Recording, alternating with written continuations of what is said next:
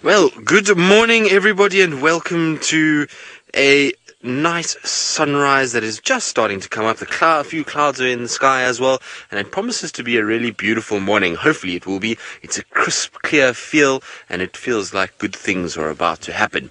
Now, my name is Tristan. On camera today, I've got Wiem. There we go. And it is, well, Wiem and myself's last drive before both of us go on leave. And so we are going to hopefully have a really fun time. And hopefully you guys will join us for that fun time by interacting with us on #SafariLive, Twitter and YouTube chat. So that's the idea. Now, because Wiem and I are together on Rusty, and it is the last drive before we go on leave for us, and we've spent many an hour on this vehicle together, we've decided that, well, surprise, surprise, we're going to try and see if we can find a leopard. I want to go try follow up on those male leopard tracks I had around Treehouse Dam on foot yesterday and see where they went. Obviously, we know male leopards can move quite far, but I'm just kind of hoping that maybe he was milling around that area and still find some sign of him this morning. So that's the kind of plan for now. I'm sure Byron, who will be out and joining me, he's on Wendy this morning, will be probably, I think he said he might go follow up on the lions, and then Ali's going to be out on foot. So that's going to be the plan for the morning. Let's see how we go. Hopefully we'll go well. It seems like it's going to be a beautiful day. We might get some nice sunshine coming out early, which will be very, very nice, because it's been a while since we've had a golden start to our morning. It seems as though the mornings have been quite overcast and dreary, and then the sun sort of comes out through the course of the day. So hopefully we're going to get a beautiful sort of start to the day, nice golden light, and to match the golden light, a golden coat with little black spots on it. That's hopefully what's going to be happening. I thought maybe I saw some tracks, but I didn't, so I'm going to carry on and keep moving. And like I said, I'll check Pangolin track and towards Treehouse Dam. While I do that, I'm going to send you across to Byron, who's up and moving, and well, last night he was singing and dancing, so let's see how he's doing this morning.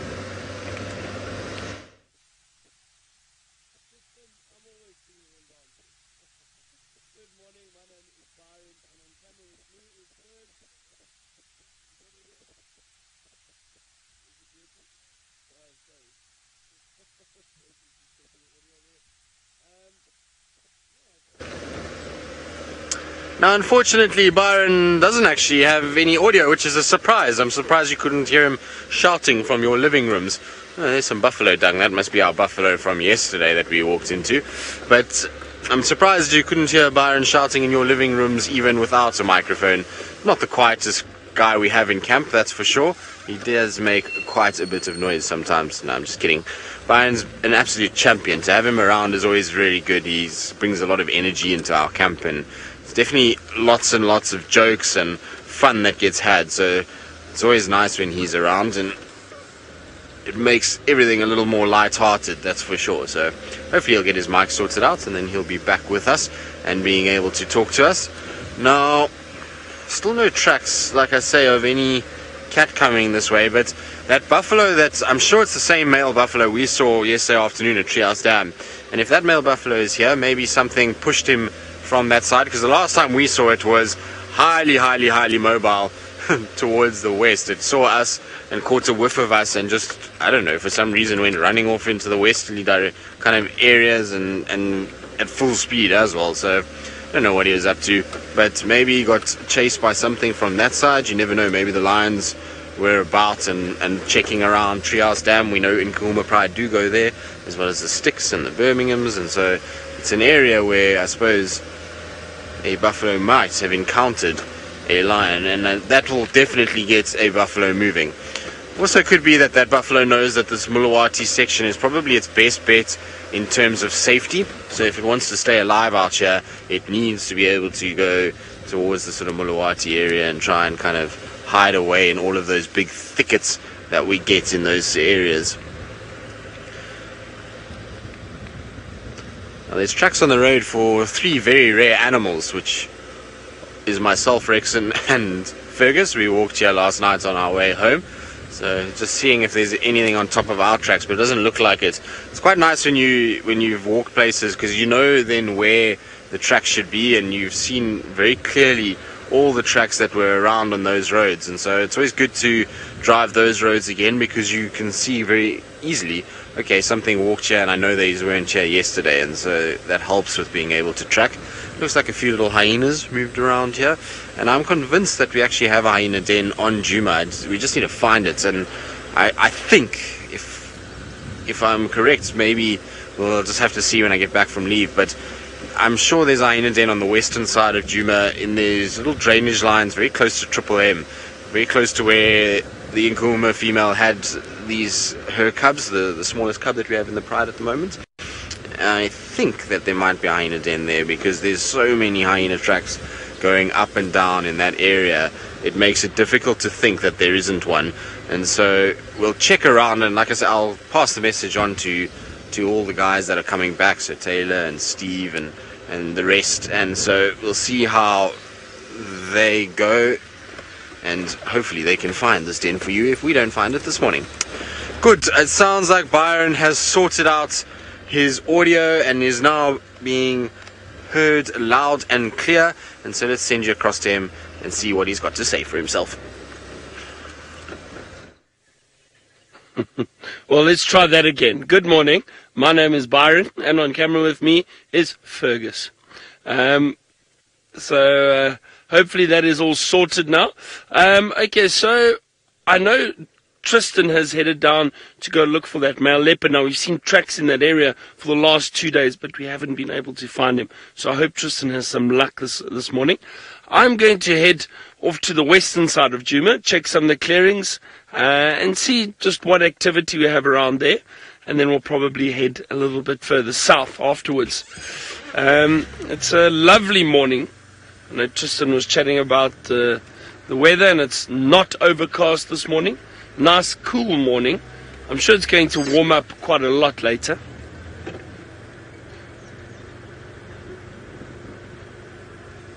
Looks like some fresh elephant dung in the road. Just have a look.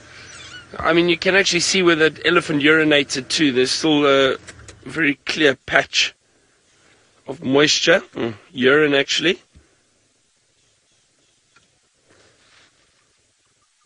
And all that dung filled with marula fruit. Obviously that's all the elephant are feeding on at the moment.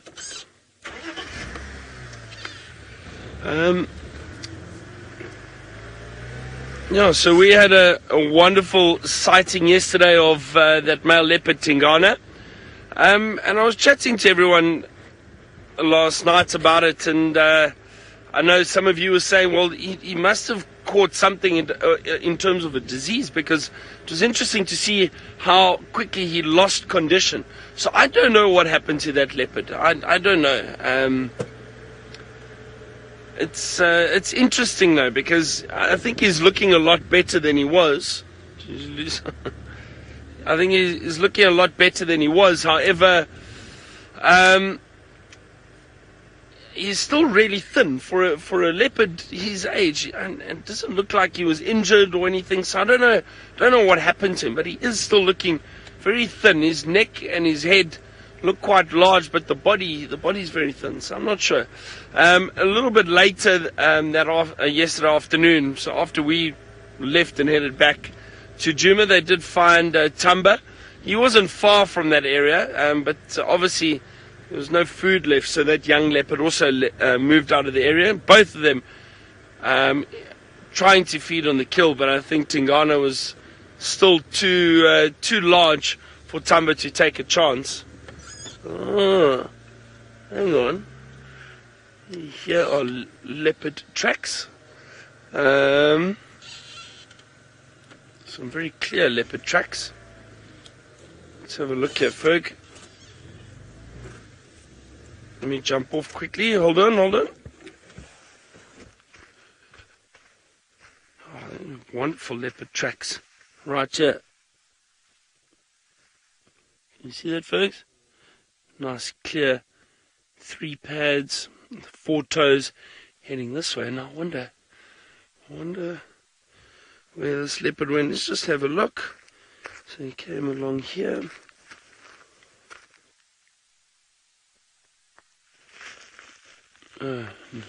Just turned and gone this way. Let me just double check, because that's funny.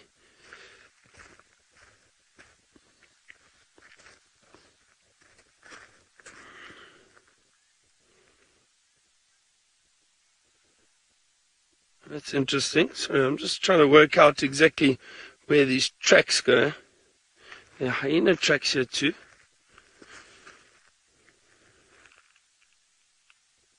I can hear a ground hornbill calling in the distance. Oh dear, what is going on here? There seem to be quite a few tracks.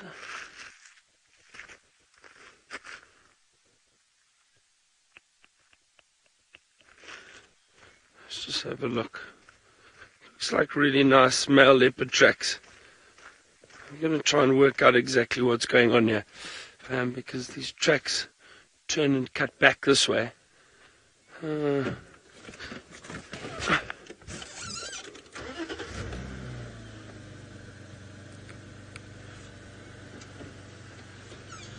have a look around here. This is exciting. So it's good, a good start.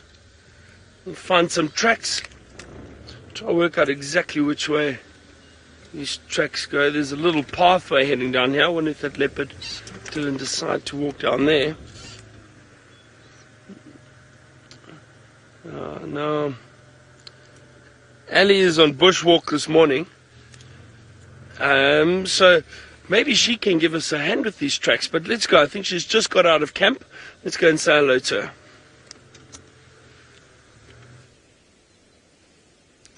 Well, we might as well try, but good morning everyone. I think we've started the best way possible, which is on top of the termite mine, admiring the view of an elephant all the way down there.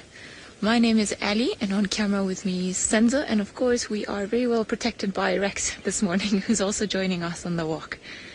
Now, there's a very, very big male elephant that we've just seen. He's been walking all the way down there, and he's gone from marula tree to marula tree, as all the elephants do at this time of the year.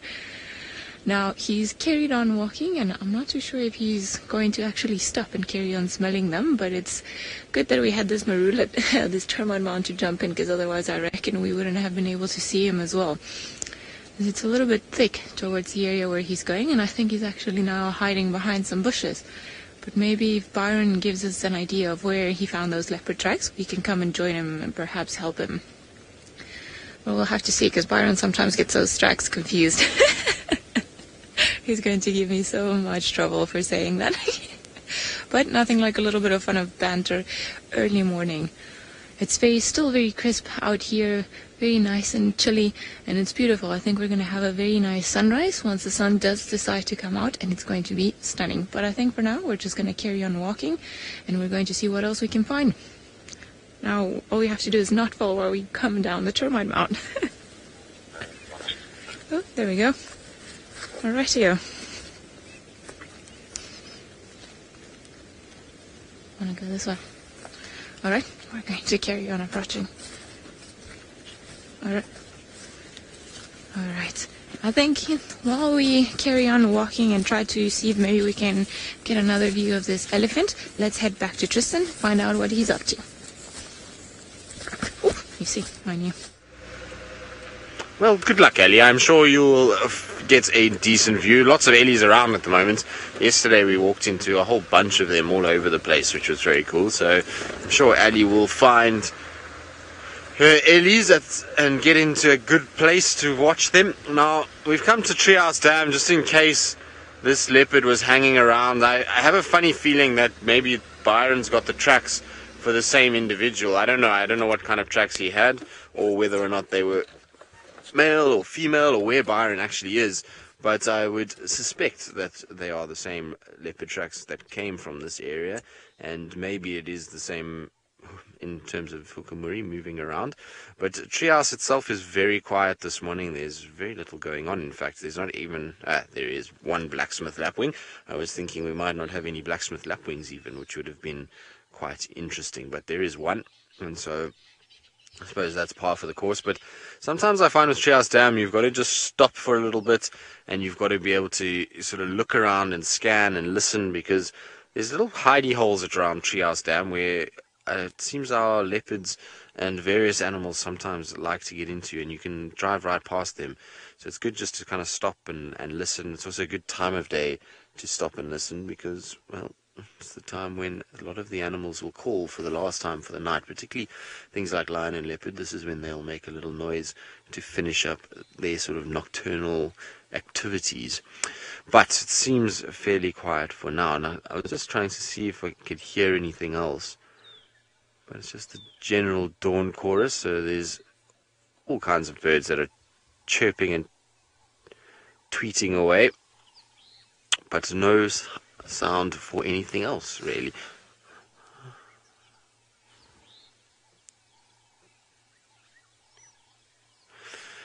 Hyena dens, yeah, I suppose mostly found by a chance. It's people following many of the hyena dens I know that have been found have been from either following wild dogs or leopard or lions through a block, and you come across a whole bunch of hyenas that scatter, and then you know to go and check there. Otherwise, probably the best way to do it is actually to pick up a female that is lactating and try and follow her as far as you can, and to follow her through the blocks, and hopefully she then leads you to an area. But they are difficult to find. The only other alternative that you can do is just to track and find where tracks are going in and out. So at den site, you'll have tracks that will kind of leave from there every time and come back every time. So you get a nice amount of old and fresh and kind of intermediate tracks that tell you that these are moving around in this area, and that they kind of going to a centralized point that generally indicates. But it is not easy at all, that's for sure. Good. Treehouse Dam is a bit of a bust for us this morning. We'll carry on and see. I think I'm going to go check little Shabamu mud wallows, and then check our southern boundary, maybe towards the east if Byron's going to be in the west, and see if anything's lurking. Maybe even Tandi is going to be out for us to say goodbye for leave. That would be nice. I haven't seen her in ages, so it would be really good to catch up with her. Let's just double check. No tracks coming off this side. Nope. So let's keep going, see what else we can find.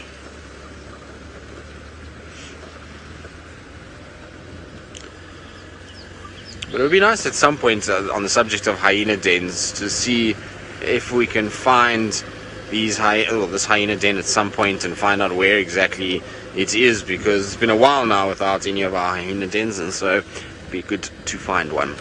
Right, we are off. Like I say, we're going to go see what else we can find, if we can pick up any tracks. But someone who has picked up tracks is Byron, and I believe he's still following them.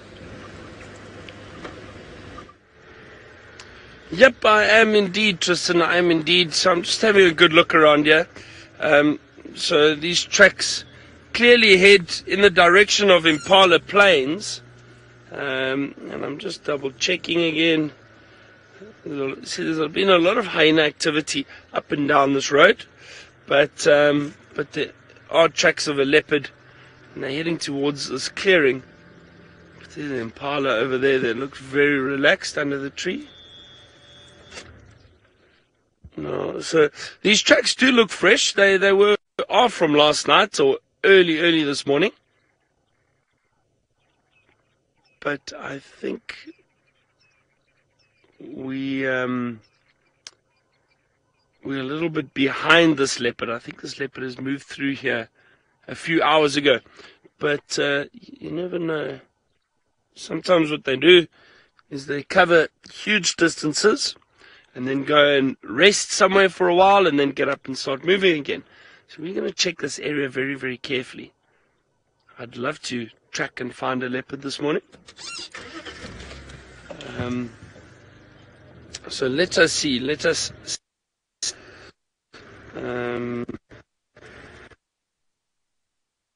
Oh, well, that's exciting. A lovely start. And that's also, I really enjoy the mornings, especially a morning like today. It's very nice and cool. It's wonderful to be out and track and look for these animals, and hopefully you still get a lot of movement from them. I'm going to look carefully around here. I need to concentrate a little bit. Let's go to Ali, who's apparently found an elephant already.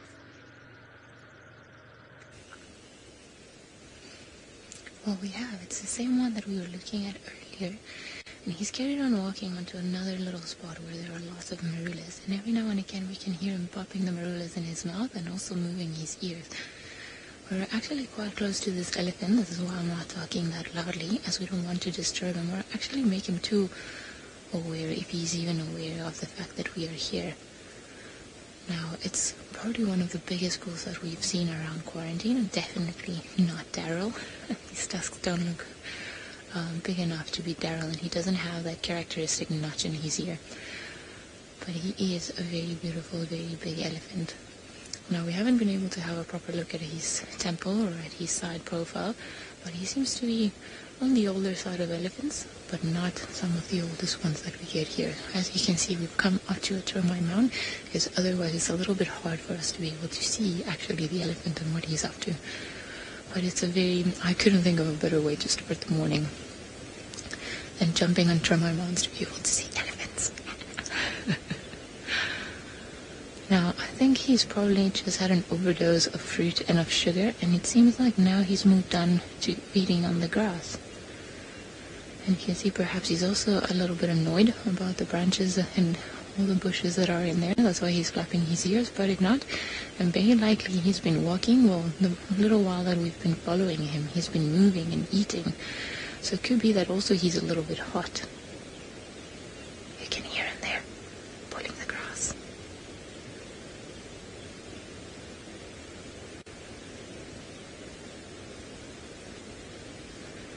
Very big bull. Always so nice to spend time with them on foot.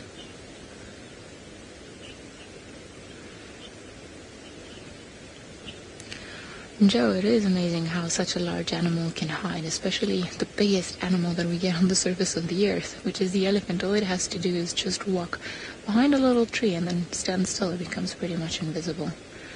And that will never cease to amaze us. Well, and for us, that's part of the reason why we have to come up the termite mound, because there are safe ways of approaching certain animals on foot.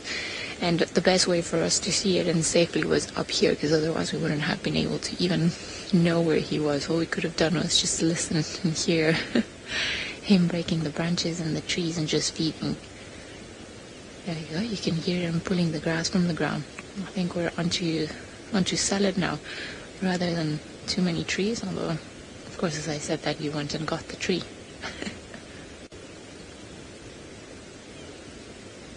But if you stop and listen, there are so many sounds around us, so many birds that are starting to call. We can hear ground hornbills in the distance, francolins every now and again, all the smaller creatures. It is pretty amazing. It's pretty unbelievable. And I think this is really what it means to be out here in the bush, just seeing probably one of the biggest animals pulling the grass and just everything that's around you, all the doves. I think I'm going to be quiet for a second so you guys can all enjoy it with us.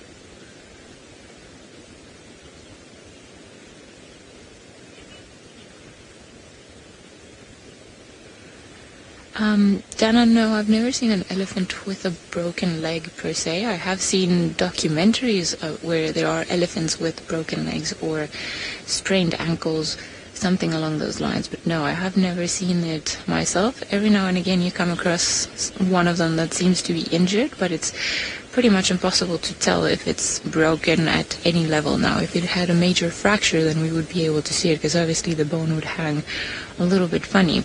So what does happen with wildlife in general is if they get a broken bone and they manage to keep up with the rest of their group or survive, then often you will find that the bone doesn't heal properly. So you will have, instead of a straight bone that's healed pretty much this way, you might have something that goes a little bit skew, and then it calcifies all around that fracture. So sometimes it's not the best thing, because, well, that's pretty much why they put our bones and splinters, just to be able to make sure that you've got that straight bone structure, as you should.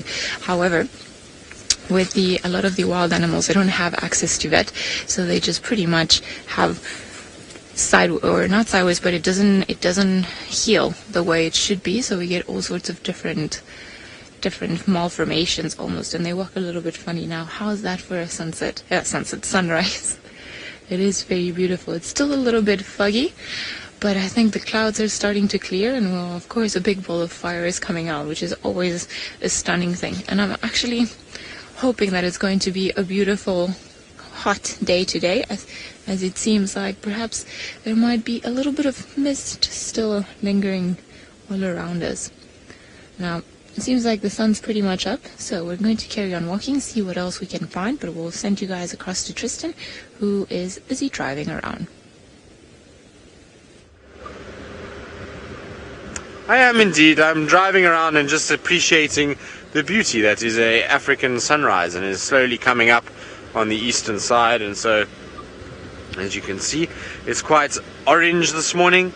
It's beautiful, beautiful sunrise that we've got at the moment. So we're just kind of moving in towards that. Now I see there's a vehicle that's just come out of Little Gowrie in front of me heading back towards Chitwa, which is quite strange. But I'll ask them what they're up to. I'll get hold of them on the radio just now and find out what their movements are and if anything is happening on that side of the world.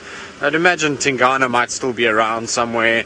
Maybe little Tumba is still sniffing about that carcass and trying to hope that there's something left there for him, even though we know that Tingana ate it all. So I'd imagine that those two will be around. So if we fail in getting anything on our side, it's always a good place that we can go and have a little look, a sneak onto Chitwa and have a check what's going on there. But it is a beautiful morning. The sort of weather that we've got this morning is absolutely perfect. Like I say, we've got this great sunrise, and hopefully the animals come up to play, because it'd be nice to have them in the golden light.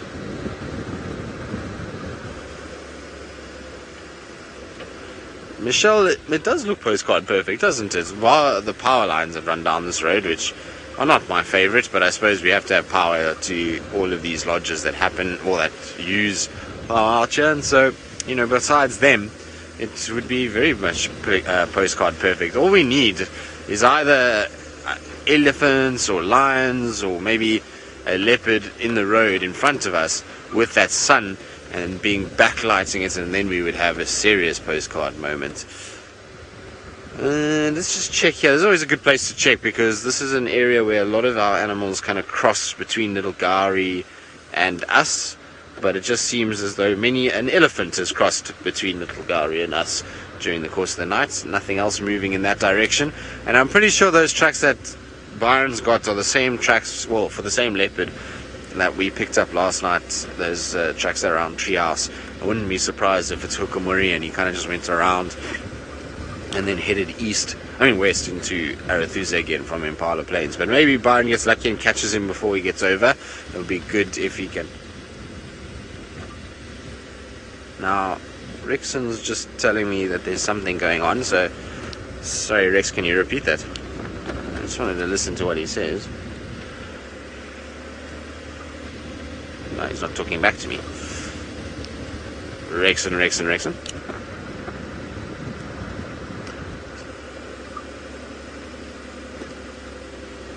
So it's just telling me about the tracks for this male leopard that I think Byron have already seen, if it's on Vuyatela access, but maybe Byron needs to go and check those tracks and have a little look. I'm not sure if Byron's radio is on at the moment because I can't get hold of him, but maybe Byron needs to just have a look up at those waves. Maybe they turn from Impala Plains, go north up onto Vuyatela access and head up towards the gate side, so who knows. There's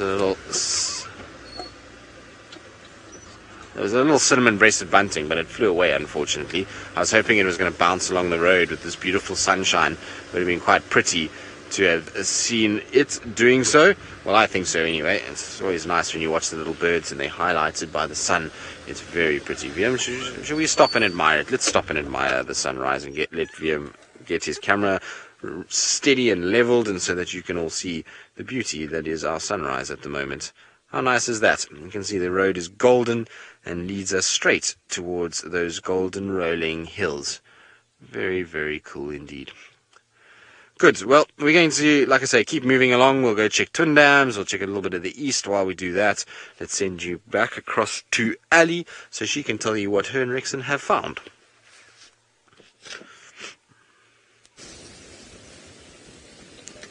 Well, we are still very close to where this elephant has been, and he's just shook a tree and pretty much knocked it down. Now, it's a little bit hard to tell from where we are because, well, the tree is covered by other trees, but he's still feeding in there. But now we've decided not to leave this elephant to stick around for one very good reason that we can see on the ground, and it is that we found some leopard tracks, but unfortunately they're going straight in the direction of where the elephant is, right over there. But you can see the tracks here. very nice, little and roundy. 1, 2, 3, 4, and then of course 1, 2, 3. Very, very nice and round. Now it seems like they're heading this way, so we suspect perhaps even 2 leopards by the amount of tracks that we saw just a little bit further down the road, and also fresh dung. So whoever it is that did this has been walking down here not too long ago. So we're hoping that maybe we're going to be able to bypass this elephant at some point and then carry on looking for this leopard tracks. Maybe we'll get lucky this morning and we'll be able to help the guys with a spotted cat. That would be quite good, as I know we're still trying to take revenge on all of them and be able to find them on Djuma. Now our good old friend the elephant is still there, so we're going to come across to have a better view.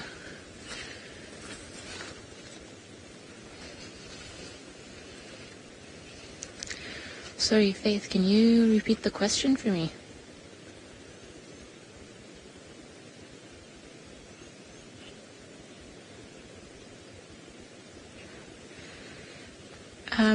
Yeah, Lucy, I do think that elephants can get upset stomachs from eating too many marulas, especially at this time of the year when it seems that that's the only thing that they like feeding upon.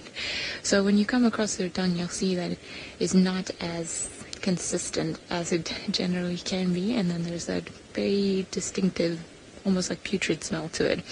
So yeah, for sure, definitely, it's not what you want to see, because as you can imagine, sometimes it's a very big pile of very stinky elephant dung. But they've got to take it while they can. The marula season is going to start coming to an end in the next few weeks as we start going back into winter, or at least autumn or fall. Not really that there is one here, but somewhere along those lines. So they've got to make up for the struggle that they're going to face in the winter time to eat. So they bulk up on marulas, which is also very nutritious, full of vitamin C and all sorts of nutrients that are good for them. So might as well enjoy them while they can. Seems like he's gone back onto the other side of the tree. So I think what we're going to try is just to carry on following this leopard tracks. Maybe we'll get lucky. We'll see how that goes. I can almost hear a squirrel. Right, let's head back to Byron, who's also on a search.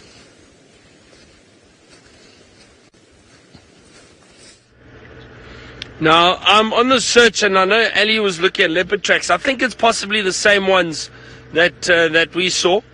And they're heading... So, basically, I've come south, but I'm on the main access road now. I'm going to head back almost towards the gate, because those tracks were coming west. So, hopefully, this leopard is still on Djuma somewhere before it crosses onto Simbambili.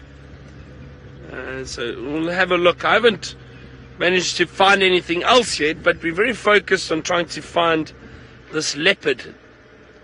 So let's see. With the help of Ali and Rexon, maybe we can have some luck this morning. But I must admit, I'm just enjoying being out at the moment. It really is a great morning. Lovely temperature. These are my favorite. These are my absolute favorite mornings. I'm just thinking, I'm getting the opportunity at the end of the month to be a guest at a lodge. I'm not going to be driving. I'm not guiding. I'm just going with friends that invited me with, and I'm going to sit on the vehicle and just be a guest, take photos, and I don't have to speak. It's going to be wonderful.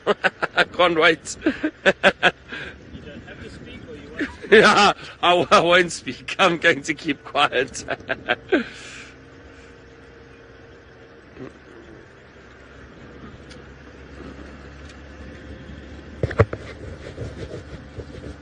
It's actually, it's going to be... It's been a long time since I've just been able to be a guest on a vehicle and just enjoy being out there and not having to concentrate on looking for, I'll probably still look around a lot and look for signs of animals, but to just enjoy being on a vehicle and being out there, it's going to be a lot of fun.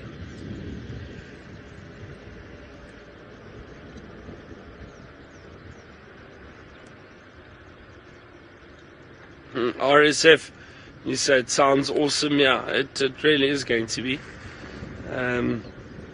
And then straight afterwards, I'm guiding guests again, which is great, and I love it. So but straight after that, literally the day I leave, I pick up guests, and we're doing a little trip, which is going to be exciting.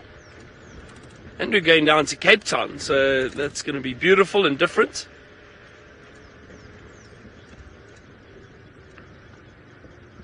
I'm just checking carefully along the road, just to see if there's signs of this leopard coming up. But I think those tracks, we need to go much closer towards the gate. Because that was the general direction of that leopard.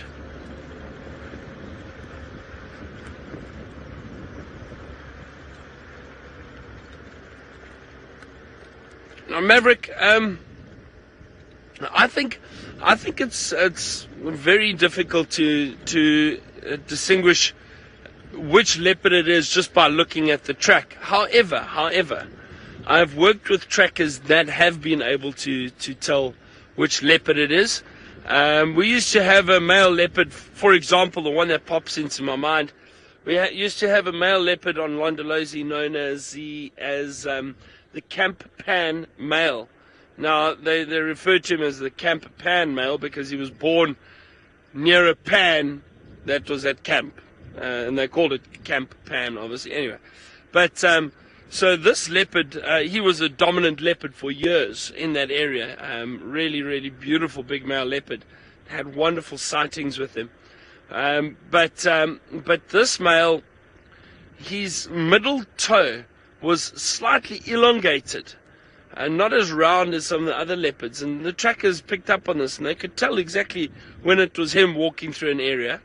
And they were always right. They were always right. The tracker that I used to work with, you'd say, no, this is that male. Well, let's have a look. We'd find the leopard, and it would be him. So there was a slight variation in his track. Now, if you know the area well enough, and you do know, and you see those tracks regularly, I think there's a possibility you could tell which leopard it is, but you need to be very, very careful and very, very sure.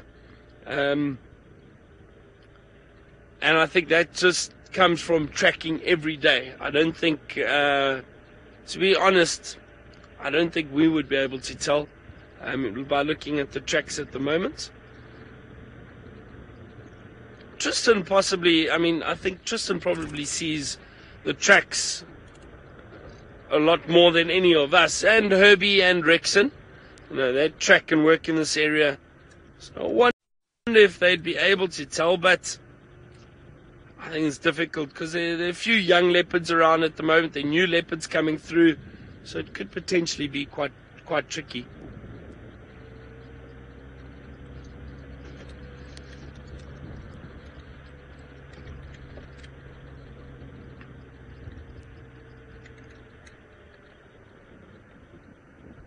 Still no sign of any fresh leopard tracks coming across here, which is good for us.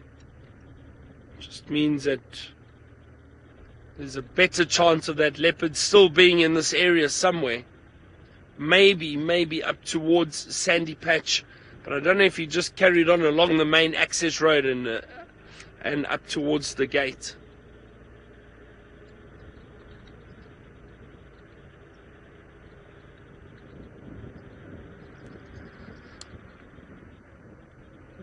Tristan said he didn't have any luck with the leopard around Treehouse Dam, so I wonder if this isn't maybe the leopard that has been down in that area the past 2 days. We think it might be that Hukumuri male, but I'm not sure.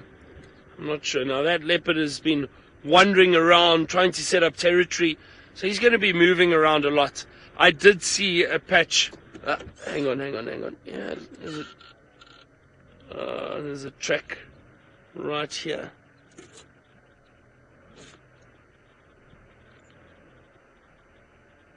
You see, it is tricky. There's still tracks going down there. There we go. There's some very clear tracks. Have a look at this quickly. Hold on. Let me jump out here. Fergs. This is not good for us because this is on the boundary, but have a look. Here are the tracks right there. You see that? It's a beautiful, clear track. You should have a nice view of that. Nice soft sand. 3 lobes at the back, and clearly the 4 toes.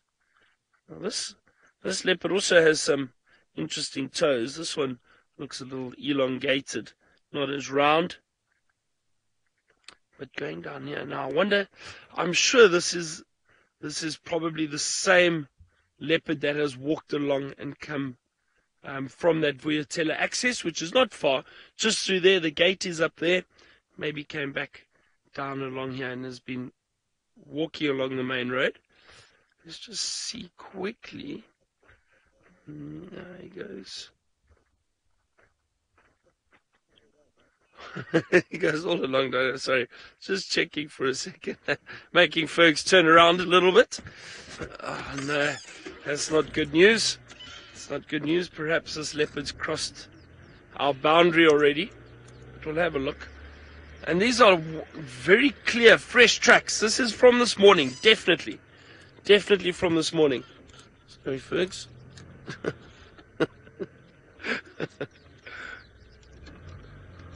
Let's have a look here. I used to laugh at... oh, sorry, let me just plug in here. I always forget this.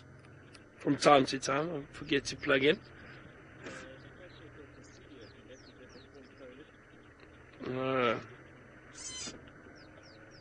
Cecilia, no, leopards, I've never ever witnessed leopards forming coalitions.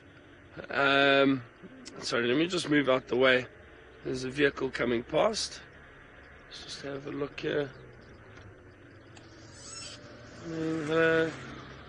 Looks like some people leaving. Cecilia, I've never ever seen leopards form a coalition. Leopards are solitary. The only time you see leopards together is if a male is looking to mate with a female, or if a female has got cubs that she's looking after. That's it. You don't get coalitions of leopards. They're solitary hunters. They don't like sharing food. So I have never ever witnessed. Okay, here the tracks are still here. There we go.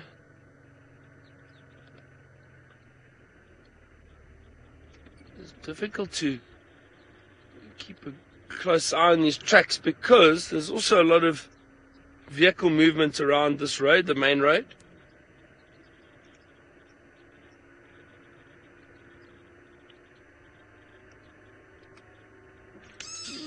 Now, Tristan hasn't managed to find a leopard yet, but he's found a good signal again. Let's quickly go across to him, see where he's headed. I'm going to see where these tracks go. Well, very true, Byron. You speak only truth. I have not found a leopard at all, but our signal did dip for a little bit because we were in the Mulawati, and now we're out, and everything should be fine from here on in.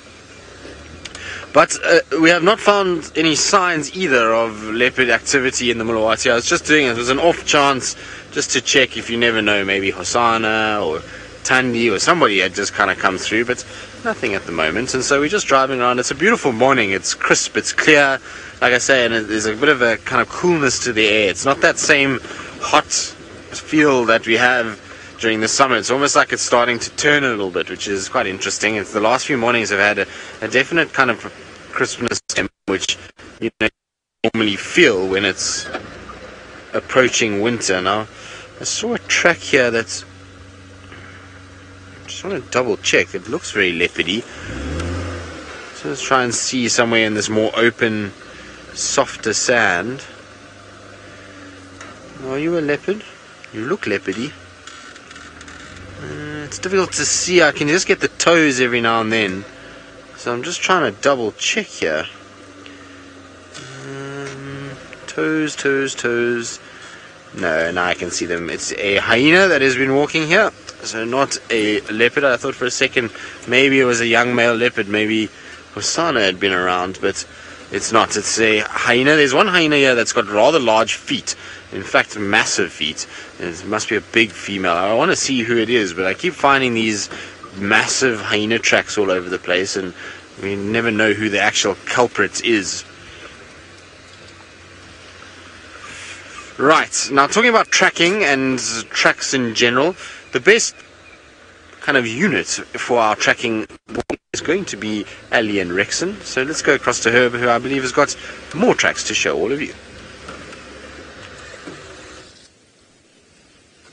Well, we're still on the leopard tracks, and they're right here on the ground. So we sort of lost them for a little bit as the ground got very hard, but now we've managed to carry on walking and finding them again. But now these tracks are slightly different of the ones that we saw earlier. And I'm saying slightly different because they appear to be smaller in size, and we think that perhaps we're actually seeing the tracks of two leopards, a male and a female. Now, this track's much smaller than the ones that we saw earlier. And judging by the tracks and the position of what it seems to be their tails when they were laying down, we suspect that there's a possibility that these leopards were actually mating at some point. Now, gone this way, both of them, so we're going to carry on following the tracks, see if perhaps we can bump into them. Now, who could this be? I'm not too sure. There's quite a wide range of possibilities of the different creatures that might be around, but let's carry on and find out. Hopefully we'll be able to find the spots at the end of the rainbow. Now, they've all carried on walking, as we were saying, so there's quite a size difference in the tracks of the males and the females. Obviously, the males are much bigger than the females, and just as Byron was mentioning earlier, some people have more of a keen eye to see tracks, or to see the smaller details in the tracks. Now, Rex thinks that the male could belong to the hukumuri male, as he's got a claw that doesn't retract properly, and every time when he strikes, and you can see almost like a little flint of a claw mark, which would distinguish him quite easily from all the other ones. And once you see it, then it becomes a little bit more obvious. Now, we've got more tracks heading that way, and definitely two leopards. Now you see there's a bit of a different one here, and then this bigger one here.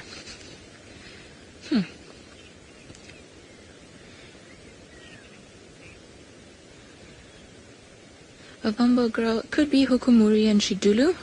If I know they were mating, Hukumuri and Shidulu, not too long ago, there's a possibility that this is her if she didn't fall pregnant in her last attempt. And now if it's been long enough for her to definitely not be pregnant, so she's going to carry on seeking for a mate. And Hukumuri, well, he's a new guy in the block, and I'm sure he's trying to maximize on all the mating opportunities. So if he picks up the scent of a female that's ready to mate again, then she'll definitely try and find him and just carry on to him. But I think we're getting into a bit of a tricky spot once more. We want to see where these tracks go. We're probably not too far from here, but now we are in the block, well, not in the block, but we are heading closer towards Impala Plains in that general vicinity, and that's where we've seen the Shidulu female earlier on. So there's a very good possibility, judging by size of the different tracks and location, that it could be one of them.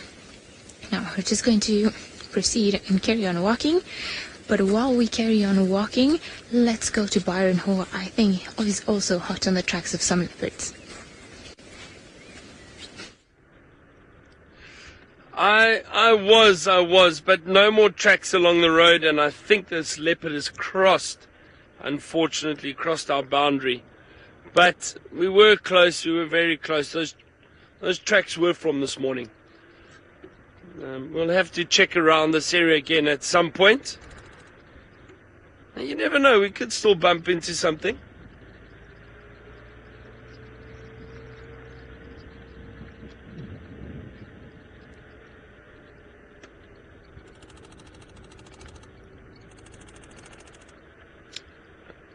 Yvonne wishes, I'm not sure if leopards can get arthritis or not. I've never heard of that. Yeah, I don't know. Just trying to think. You see, I've never worked in an area where they've done darting and research on animals and that. It's always just been a wild system where if an animal is sick or injured, we let nature take its course. But I don't think a leopard would be able to catch arthritis. I highly doubt it. But again, you never know. People do studies of leopards, maybe in a zoo or something like that. Then possibly, but I doubt it.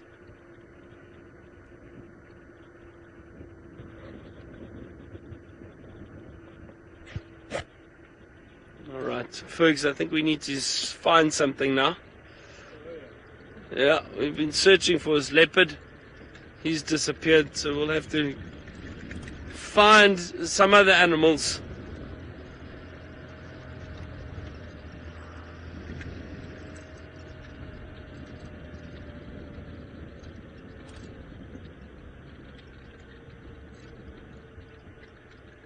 KF, the big cats in Africa are generally considered carnivorous. They mainly feed on meat, and they'll hunt prey. However, leopards, for example, they do have such a huge range of food that they will feed on. I've seen leopards eating snakes, big pythons. I've seen a female leopard kill a python and feed on it. I've seen leopards eating fish. I've seen leopards eating terrapins and tortoises. So birds, they also feed on birds. So there's such a wide range of food or potential food that they will feed on. But they are considered carnivorous. The other thing is, sorry, hold on a second. I just hear Rex calling me. Let me just get hold of him quickly and see what he says. Go ahead, Rex.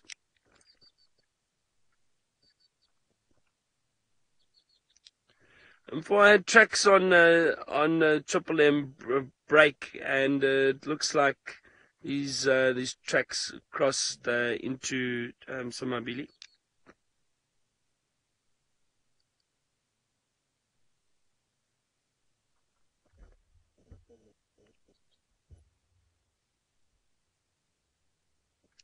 Sorry, go again, Rex.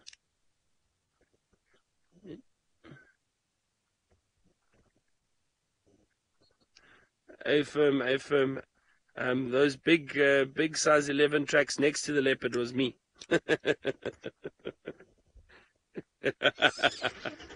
A lovely Egyptian goose that just flew across.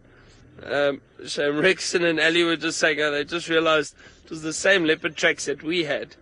I told them, well, those big footsteps next to them, that's me. I'm looking for that leopard too. So getting back to the leopard's diet, I've seen leopards feeding on grass from time to time, but again, that's to help digestion. Maybe cause them to regurgitate a hairball or something like that. But it's not to substitute their main diet of meat. So they're considered carnivorous. However, fish, birds, snakes, they'll feed on just about anything that they can find out here. That's why leopards are so widespread all over the world, because they adapt very well to their surroundings and they'll find food.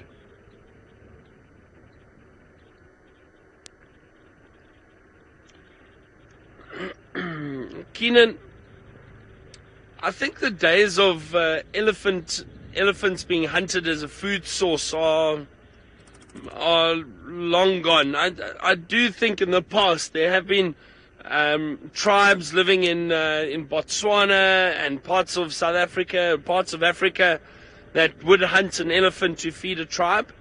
But I think those days are long gone. I don't think that happens anymore.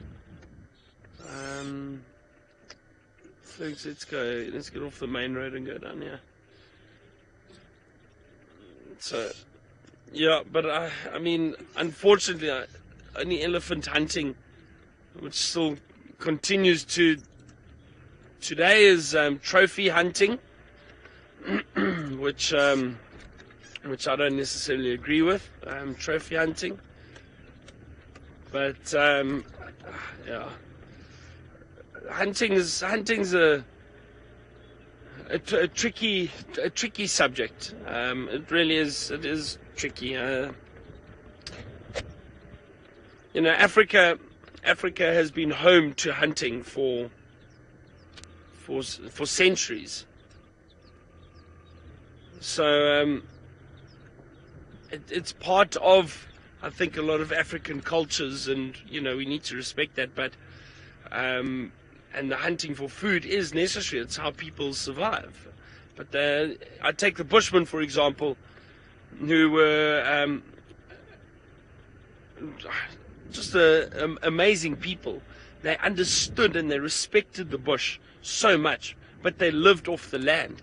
They would hunt for themselves. But they would never take more than they needed. They would never go into a herd of impala and kill 20 impala. They would kill one impala. That would feed them for 2 weeks. Hang on, there's a kudu. Yes, we found a kudu. And a kudu moving through there.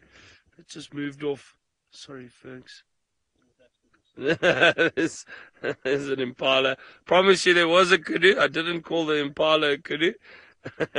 But sorry, so as I was saying, the Bushmen, they would take what they needed, live off the land, but respected the wildlife and nature very, very much. That I can understand. And I mean, that's how these people survived for so many years. Trophy hunting? I'm not so sure. All right. Let's continue. It sounds like Ali. Oh, I wonder if she saw where those tracks crossed, or if she was still just on Djuma. Let's go across to her now and see.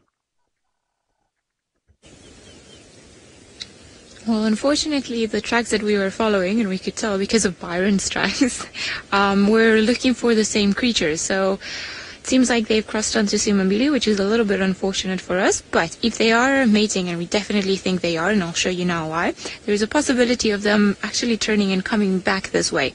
Now, I want to try and step around here without stepping too far, but this is the place exactly where we think that they were mating. Now, the reason for it is you can clearly see the back legs here. There's one here, and then the other one here. You can see the little back pad here. So it's definitely the two back legs all together. This is probably where the female was lying down, and then we can clearly see paw here, and then the other one here. Now you can tell that she was lying down. All of this would be where her stomach was lying flat. You can almost see the contour of her body. And then all the way here, there's another track. Potentially this is where the male's front feet were placed, and the other one should have been somewhere around here, but I can't see it all that nicely because of the sand. I'm sure the sand is hiding it. So this is why we think that they were actually mating. We've been seeing tracks for two, but now this spot over here, actually this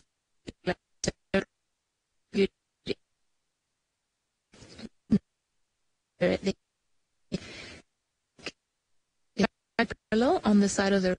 You will have a certain set of tracks that is walking on the left-hand side of the road, and then we've got the other set of tracks that goes on the right-hand side of the road, and then all of a sudden we see how they come together, and then we see this happening. So I think maybe this is baby leopard in the making. But we'll have to figure out who it is. I have no way of telling by the tracks, only by the location, that it could be Hukumuri, but Djuma has also been seen particular area, and I would assume perhaps Shidulu, but I'm not too sure if there have been any updates on Nchila. Could also be Nchila that's been around. I've seen her around this part of Djuma not too long ago, so could be. It's very, very hard to tell. Now, I think we're going to abandon the leopard search because we know it ends in another property, unfortunately, and we're going to carry on seeing what else we can find. Seems for now we've arrived at Impala Plains, which is holding true to its name because there are a lot of impala running around there. And it's funny, they tend to be a lot more nervous of us, clearly, on foot than what they are on the vehicles. Now, on the vehicles, they allow us to approach them at a moderate distance, but even with impala, we would never be able to approach them so much on foot, unless we hid and did a bit of a leopard crawl like Tristan was doing with the lizard yesterday. And well, when you're getting eaten by so many things, I don't think you can afford to trust pretty much anything in the bush. But right, I think we're going to carry on, see what else we can find. But I think for now the leopard search might be over. But never despair, there might still be hope. Let's head to Byron, who seems to have found a very slow-moving creature. I wonder what it is.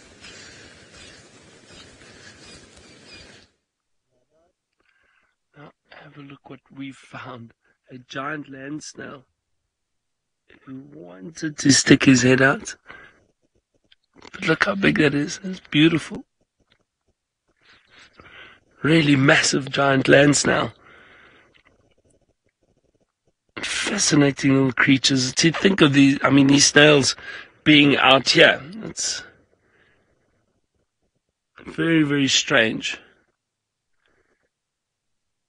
I think he's been traveling all night from there to here. But they've got to be careful of birds, and probably ground hornbills might feed on the snails. We had that interesting sighting the other day of a tortoise eating a little snail, the Speke's hingeback tortoise. Now, I've never seen that before. Very unusual. But this is a beautiful specimen. Oh well, we'll leave the snail to carry on about his business. Now I'm Sandy. That's cool. Nice to get up close and personal with some of the smaller things. That beautiful giant land snail. That was cool.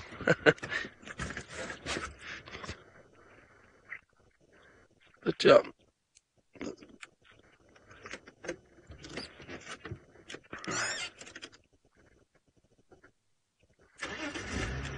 Yeah, Justin, you say I shouldn't let that tortoise near the snail.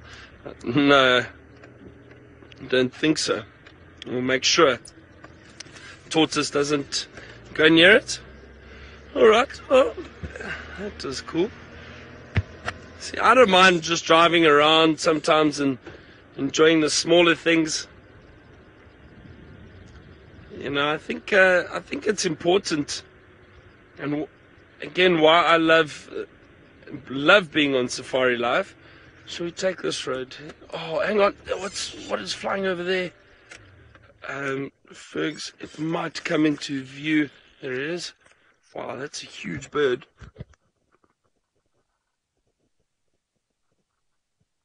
What is that? That looked like possibly a juvenile marshal. That was a massive, massive bird. I'm just going to see if I can see if it lands somewhere. It was being mobbed by another bird. It looked like a fork-tailed drongo chasing it. I did hear it call, so I'll play the call. I just caught a glimpse of it quickly. Let's see where that bird is. Did it land or did it just fly on? But that was a massive, massive bird.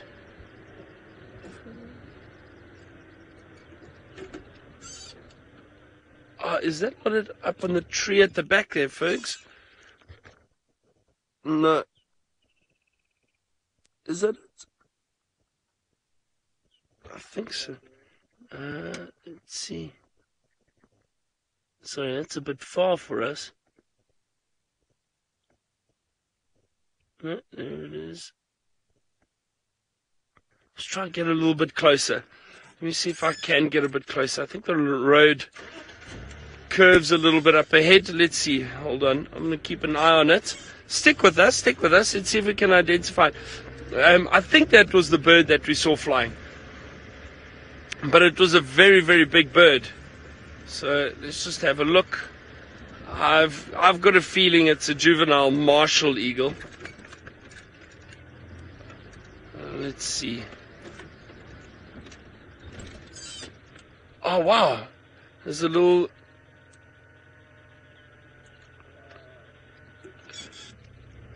Folks, there's another bird of prey.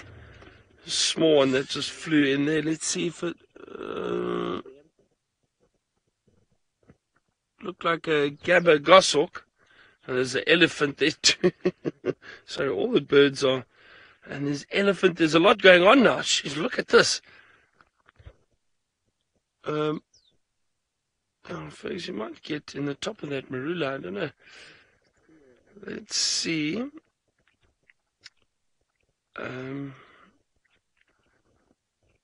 Yeah, and I'll show you where he was up here. Look around there. There it. Oh, just flew off. Looked like a gabba goshawk, or actually perhaps an African goshawk. See, sometimes these birds are so quick. I'm just going to check quickly. Okay, firstly, let's just stick with me. Let's see if we can. Okay, Fergus is going to look at those elephants quickly. Let's stick with those ellies. Okay. That goshawk, I think it was a. Yeah, I think it was indeed a Gabba goshawk. Orange reddish legs, quite a large bird, fairly upright. That's what that was, Gabba goshawk, that we caught a glimpse of. And then this other one, let's see if I can find the call, because I've got a feeling, I just want to hear what the martial eagle call sounds like. Let's play it. So it does that sound, but I'm just trying to listen because the juvenile call might be a bit different. See, often there are a few different calls. That sounded almost like what that eagle was doing.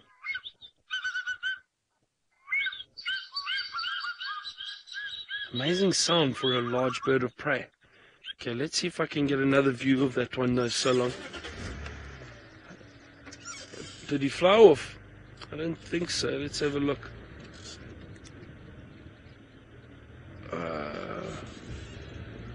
Where is it?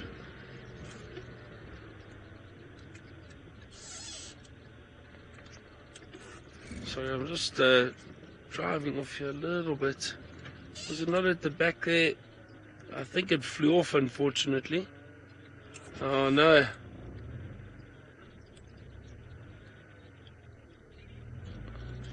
I'm just... maybe this road curves again. Sorry, folks. And those ellies, where did they go? See what happens when there's so much going on now. Now we're confused. We're trying to identify a large bird of prey. Another small one swoops in. There's elephant around. It's chaos, absolute chaos. Next thing, a leopard's going to walk through, and then we'll be lost completely.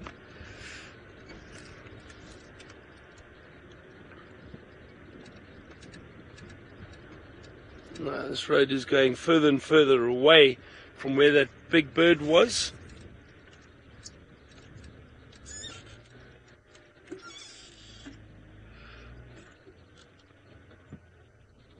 There's still nothing at the back there, folks. No. Alright, sorry, that bird flew off and I didn't get a good look, but I've got a feeling, I do think it was a juvenile martial eagle. Just that size. Let's go across to Tristan and find out where he is now.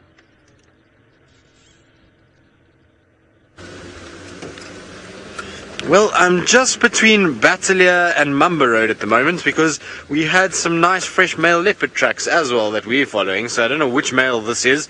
I surmise that it must be either Tingana or Tumba that were walking in this area. It comes from Cheetah Cutline side, so given that they were both on Chitwa yesterday, I would imagine it's maybe one of them.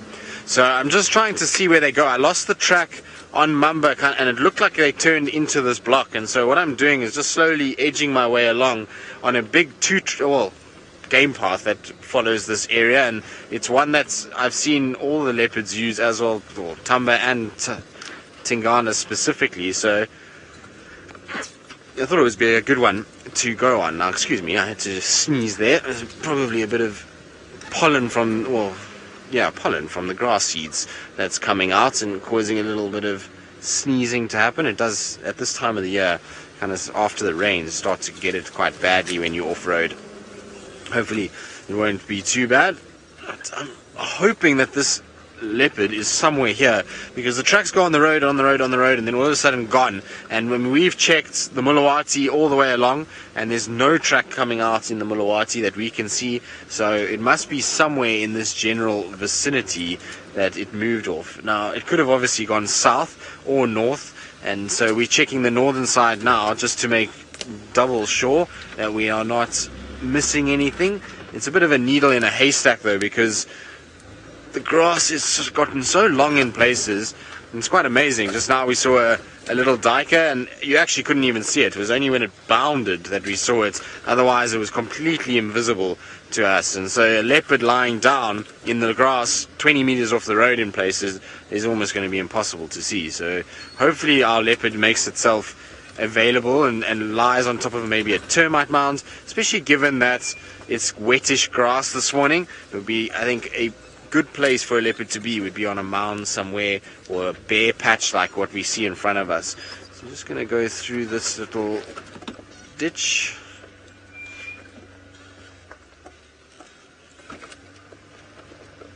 Kirby, you're asking if there's anything that eats leopards. Well, I mean, lions will, if they can get a chance, will go after a leopard. Whether or not they eat it is always debatable. Sometimes they will, sometimes they won't. Hyenas will eat a leopard if they come across it. Vultures will eat a leopard. But there's nothing that actively goes out thinking to itself, well, I really like leopard. I'm going to go and try and hunt it and find it as my food source for the day. So, you know, it's not really that scenario. It's more a competition thing between predators, and if the carcass is found, then, well, it gets taken. Now I'm going to just try and quickly get us into low range so that we can get over the stump. And there we go. You're right there, Vildy. Good. So this is a route, like I say, that I've seen a number of our leopards take.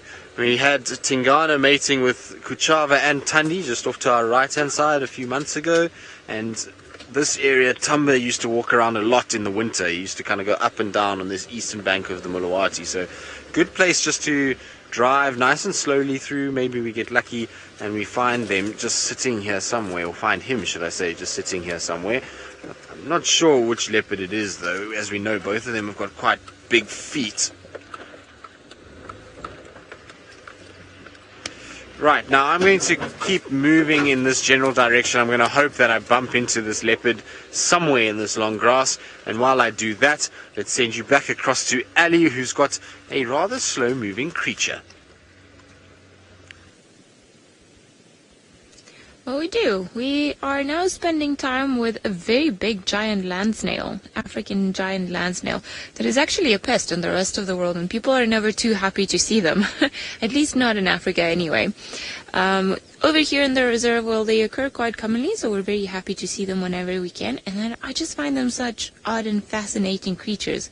Still, their locomotion and how they work, to me, it's just magic. Now, this is a very big one. I'm going to try to put my hand next to it, but I think I might give it a little bit of a fright, so hopefully you'll be fine. But it's just bigger than my entire hand, so it's quite a big one. It's one of the biggest ones that I've seen all this far, and it's quite funny because as it's been moving around, all of a sudden it came across a little patch that was full of grass and just detritus, really, or an old elephant dung.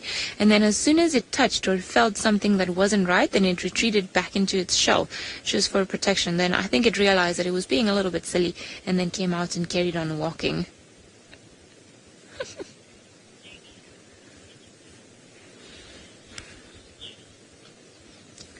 First lady land snails cannot live without their shell for a few reasons. If it gets very hot, very dry in the winter time, then they have nowhere to really retreat. But also that is their protection. They are actually all of their organs, and they're up here in the shell. Oh, sorry, didn't mean to give you a fright there, little one. Or big one. But no, we do have very similar creatures as slugs that can live without their shell, but these guys, as they grow, well, then the shell grows with them. So it's not like hermit crabs or other creatures, as far as I know, that actually go and steal somebody else's house because they don't fit in theirs any longer. Now, we have seen slugs here in the bush before, and actually I've seen them at Djuma before, and they look, well, pretty much like the land snail, but then they don't have their beautiful shell that's full of calcium. So often we can actually see them or find them close to bones because they need to get the nutrients, the calcium, to be able to have a very hard shell that's going to allow them to survive. Now, I wanted to show you something quite interesting, and it is the track of the land snail. Now, sorry, guy. It's been walking all around here, and then the one side, and then the other side, obviously the shell being up here.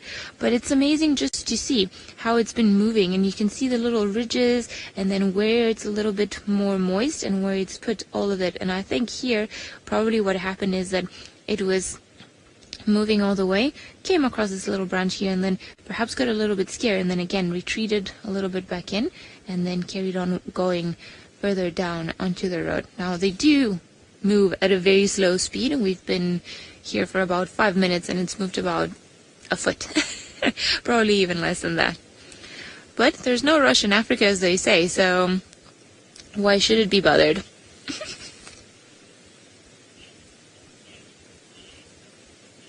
Robin the snail's eyes are right on top of their antenna, and you see, if I'm gonna try and move my finger, and you'll see how it'll focus on me. You see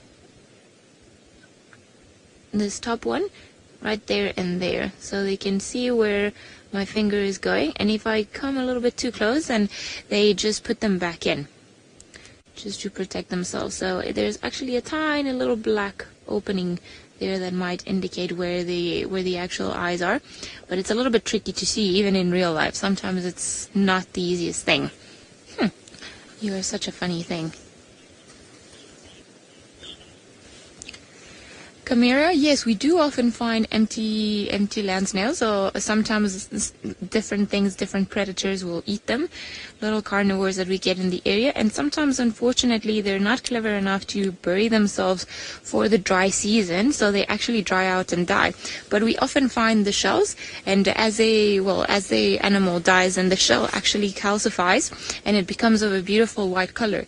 And in the local areas, a lot of the times, if you find a perfectly beautiful shell, then you use it as a cup. Obviously, all you have to do is wash it around, and then you turn it around, and then you've got a drinking cup without all that much trouble, and without actually having to spend any money on it, which becomes quite practical.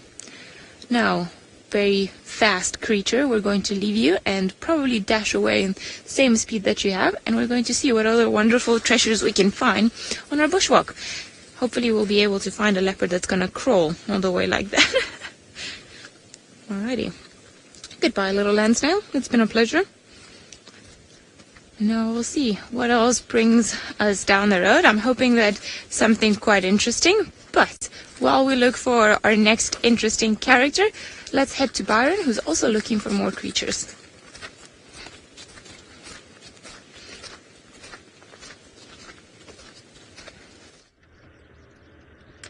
So I am indeed no more birds of prey. That one that flew off, I just couldn't tell. I don't know if anybody managed to get a screenshot of it. If you did, please send it through. I know we got it on camera briefly. Maybe we can just have a look and just see if we can identify that big eagle that we saw. I still think, I've got a feeling it was a juvenile martial eagle. But let's try and have a look and see. What else? I was saying just before we saw that bird, why I enjoy being on Safari Live so much is one of the reasons is to give people an understanding of, I think, a holistic guiding experience. You don't have to always see big cats. Yes, we love seeing the leopards and lions, but there's so much else to talk about, and at times you're not going to find those animals. So do some birding, notice the trees, insects, all of that. There's so much out here to talk about and enjoy.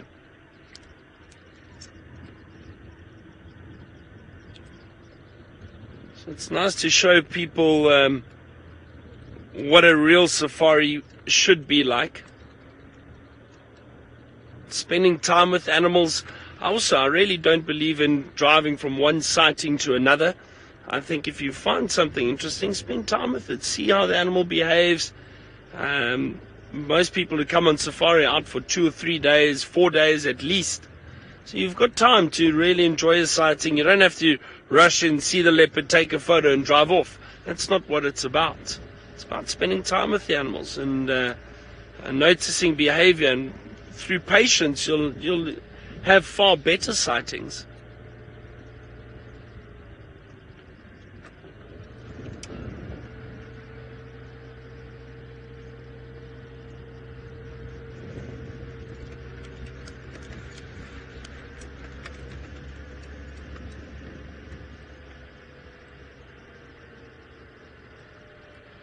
James Richard, I've heard absolutely nothing about Kuchava and her cub. I would have loved to have seen that leopard, but no, I haven't heard anything. Maybe Tristan, with all his secret WhatsApp groups or chats, maybe he's heard something. We should ask him. Maybe someone's relayed a message about those leopards, and when last they were seen and where.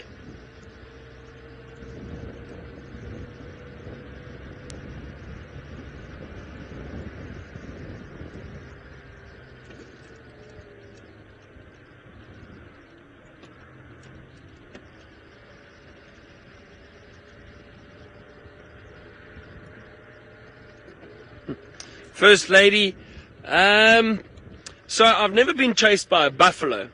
I've been charged by elephant, yes, a couple times, but I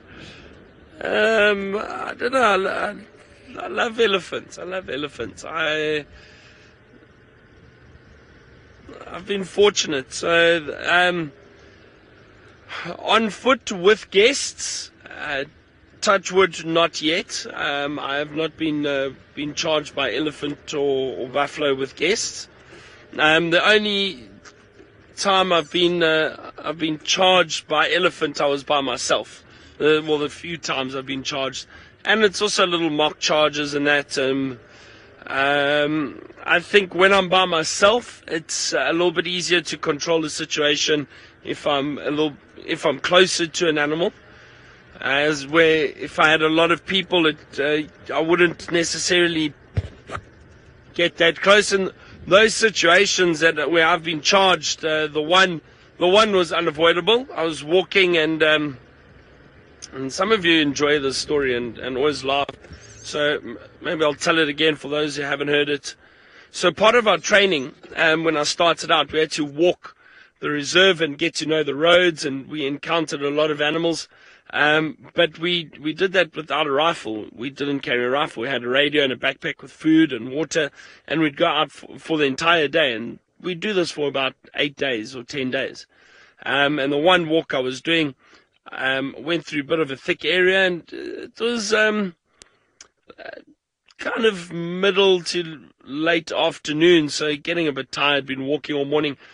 And I was carrying I found a really awesome broomstick that I used to walk with, which was very cool. Just a stick to walk with. And I came around a corner, and there was a bull elephant coming down the road towards me. He wasn't feeding. He was just walking, loping along. So I didn't hear him. He didn't hear me. We didn't know we were there. And then we basically bumped into each other. And this elephant got a bit of a fright. I obviously got a fright. And I stood looking up at this big bull, and he raised his head and made himself look bigger. So I backed off a little bit, and tried to move off the road just to give him space to move past. But this elephant then got a bit aggravated and did mock charge me. So I kind of did what I know. And that's often, if you are faced with that situation, you should never run. Firstly, you should never run. You should stand your ground. Often, if you make a noise, at times it will startle or stop the elephant, and clap of their hands or a little shout, "Hey!" Just that could stop the elephant, and then they usually move off. So I kind of waved the broomstick a little bit, and "Hey!" And he stopped, and then I backed off a little bit further, and then he turned and moved away. So the situation was diffused very, very quickly. And also I was still still very inexperienced back then. But it was, quite an amazing encounter for one of my first real close elephant encounters on foot by myself. And since then I love walking into elephant always. But when James Hendry heard the story, because he was obviously training, and they suspended me for 2 days of training because I had waved a broomstick at the elephant to stop it. But I had no choice. And I think James knows that I did the right thing in the situation, but they obviously just the purpose of those walks is to try and avoid animals as much as possible, but that was unavoidable. James still laughs about the broomstick story. And then other times I've had elephant in camp, one or two little mock charges, but and that's just when we looking out for guests, making sure that they're safe and keeping an eye on an elephant.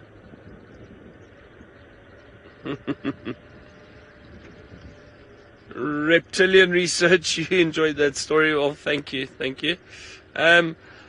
Like I say, you never really want to shout at an animal or wave a broomstick around or anything like that. But at times, and this is interesting. Because let me actually just demonstrate. Let me get off the vehicle. Now, a lot of the time on a bushwalk, obviously you do carry a rifle, and a rifle is last resort. But with guests, when you're with guests, you have to carry a rifle because you are responsible for the safety of the guests. Now, often what will happen is if you do bump into something, a herd of elephant, for example. Now, the elephant, they can get a bit edgy when you're on foot, and if they do end up coming to you, I find a lot of the time, all that it takes is maybe a stern voice. Hey, just stop them. That might get them to back off a little bit, or a strange sound like metal on metal. I know some guides that have got wedding rings tap that on the barrel of the rifle, so you've got like a something like that. It's an unnatural sound. It's a different sound. I've seen elephants then, and just a loud knock on the rifle. What have we got behind us? Some warthogs. They probably come to listen to my story. So, as I was saying, that unnatural sound is something that can deter animals when you are walking around, when you are on foot. And that is, again, if you got into a situation that is unavoidable.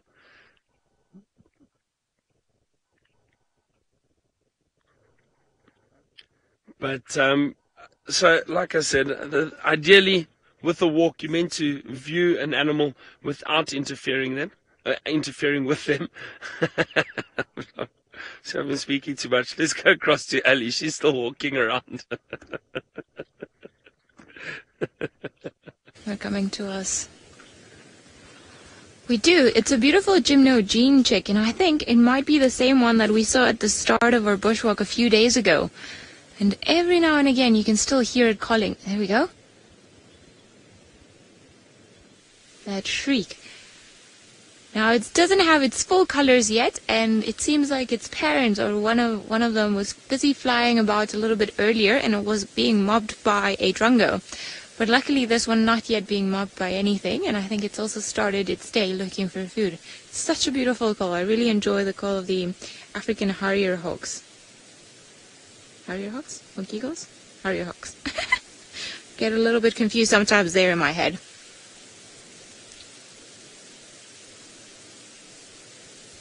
Okay. It's gone all the way away now. Sorry, Faith, can you just repeat that question for me? I think it's gone now.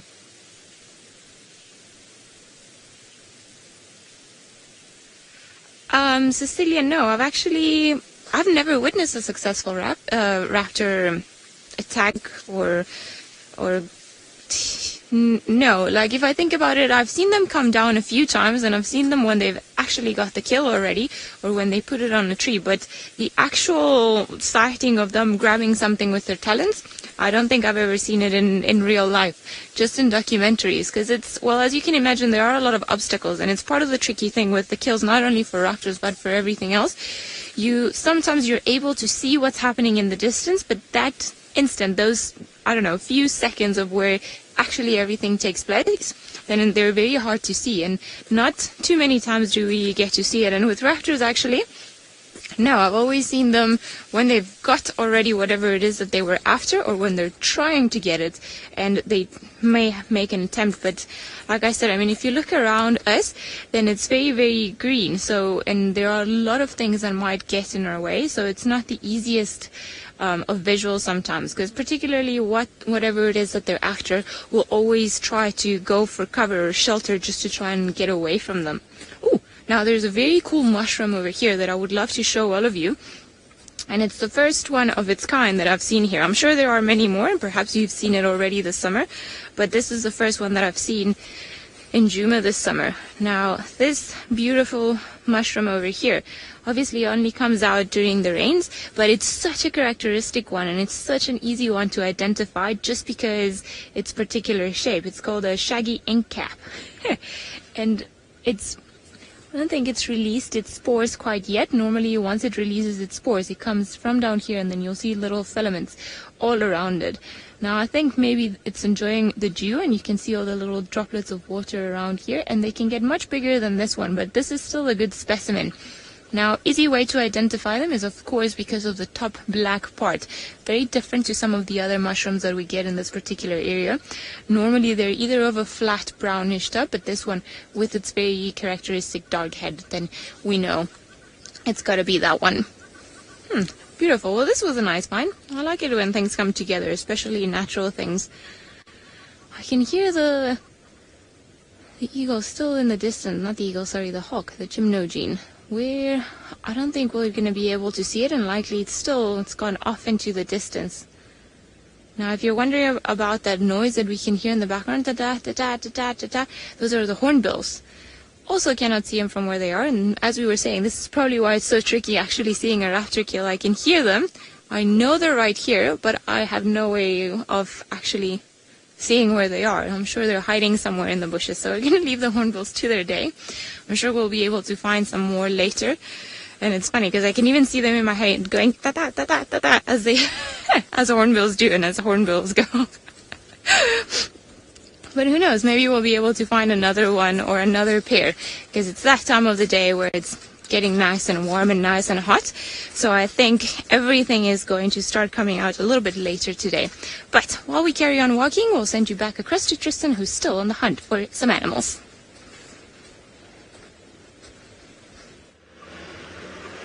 I am on the hunt for animals. Unfortunately, we're having no luck with this leopard.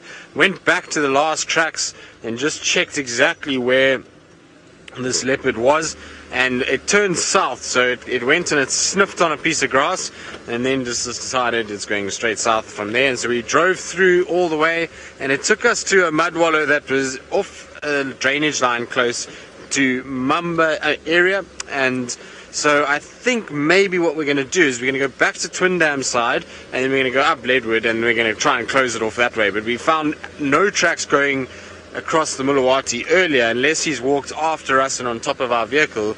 It's possible. But when we were driving through and south along where his tracks were, it is literally impossible that you will see a leopard unless it is 10 meters from you. The grass at points was coming kind of over the dashboard heights, and so a leopard lying down in that is going to hide away in 2 seconds and going to be very difficult to actually see. So we're hoping that maybe it's still moving and is heading towards Twin Dams area, and if not Twin Dams itself, that maybe we find it somewhere on Leadwood or somewhere in that area.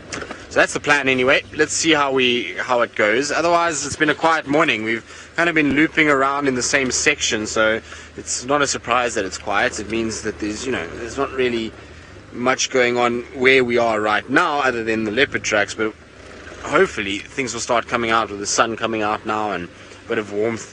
Might find things like ellies and buffalo. There's tracks for a buffalo milling around all over the place here, so hopefully they'll all come out.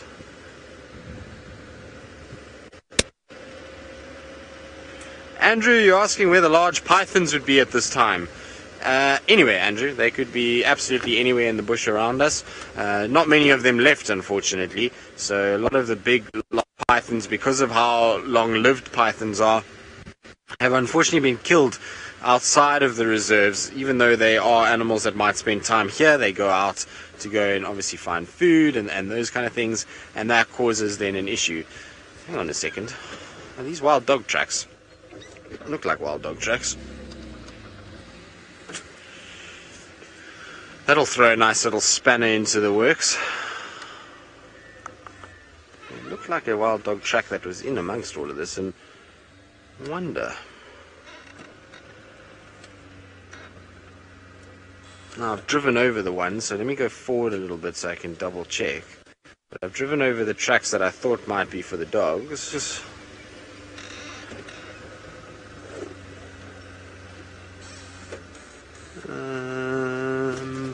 No, so it's just a young hyena, maybe a little intima, that's been moving around in this area by the looks of things. Yep, so just a couple of hyenas that are up and down in this section. But so a lot of the large pythons unfortunately are gone, and we don't see very many of them at all. In fact, I haven't seen a large python in a number of years. It's been a situation where, you know, we unfortunately have lost a large percentage of them, and so don't see too many of the pythons around and moving about. But at this time of the year, you theoretically could find them anyway. It's summer now, so they would be moving about. They would be, you know, hunting quite a bit. At this time of the year, they often do hunt the impala lambs, so you could find them anywhere really, anywhere where there's a good bit of shelter and safety for them. Now, twin dams. I find actually though with pythons, they spend a lot of time around river sources. So down in the Sabi River and Sand River, I've seen a number of pythons there, far more than what we see here. And when we see the Manyaleti and the Pungwe flowing when I was at Simambili, then the pythons used to come out when they were flowing. So I wonder if it's just got something to do with moving water that they like. I don't know. It's an interesting kind of phenomenon, because here I haven't seen a python since I've been with Safari Live. This gives you an idea of just how few there are, and we spend a lot of time out and about in this area. Oh, I was hoping that this leopard was just lying in the shade here somewhere close to the dam. Now, talking about kind of leopards and pythons and big creatures, a few weeks ago now, when we just got back from leave, hey? When that happened, yes. So a few weeks ago, Viam and I just got back from leave, and Tandi had made a kill, or she made 2 kills actually, and put them up into a tree, and then a Birmingham male came along. Now Viam decided that he was going to record some of the footage of that lion going up and down the tree, and he got a picture of the lion before it jumped, and it had its paws up on the tree itself. And so what he basically did was he actually put that screenshot, and then he and I went to the very same tree, and we went to go and see if we can put ourselves in that tree, well, next to the tree, and just see what the size difference is between a male lion that is standing on his back legs and what VM and I are. So I did it last night, where I put the two together quickly, and so I'll show you guys what it actually looked like, because to give you an idea of just how big male lions are. So for those of you that don't know, how tall are you, Wiem? No idea. Wiem doesn't know, but I'm 6'2", so there we go. It gives you an idea of just how big a Birmingham male is when he stands on his back legs, as opposed to myself and Wiem. So if you ever had a doubt as to how big male lions are, that gives you a little bit of an idea. Now, of course, it's not 100% accurate, because the depth is a little bit different, so the lion will appear slightly larger than what it should, but it's still much bigger than us, and the point at which the claws are hitting the tree is well above my head, and so it's pretty amazing to give you an idea of how big a Birmingham male is on a tree when Wiem and I are standing next to it. Pretty cool, I thought. It was a good idea from Wiem, and so we had a little kind of look at it yesterday and put it together, but I thought it was really quite epic. These are the things we kind of end up getting up to sometimes when it's a little on the quiet side, is that you go and do all of these funny things to go and see exactly what's going on. But I thought it was very cool, so well done, Wiem. Good idea. I enjoyed it thoroughly, and the fact that we were able to kind of get a pretty similar shot, and did a sterling effort, because we went back weeks later. It had rained, the bush was thicker, it was a lot harder for anybody to actually see what was going on, and so I'm pretty impressed with the fact that Wiem managed to line up the shot pretty well. There wasn't too much that I actually had to do. I had to just kind of maybe just size and scale things slightly differently, but otherwise pretty much spot on. So well done, Vildi. That was cool. I like it. I think it's a cool picture to have around. Not many people will have a picture like that, I don't think. Right, now I'm still living in hope that I'm going to find a leopard here somewhere. And so while I do that, let's send you back across to Ali, who's looking at, well, smaller creatures. Well, we are, and we are looking at what seems to be a colony of termites. Now, we're always talking about the termites that grow their fungus and that leave these massive termite mounds all around. But of course, there are other species of termites all around this area, and I think this particular one might be one of the harvesting termite species. Now, we can see all the workers all around.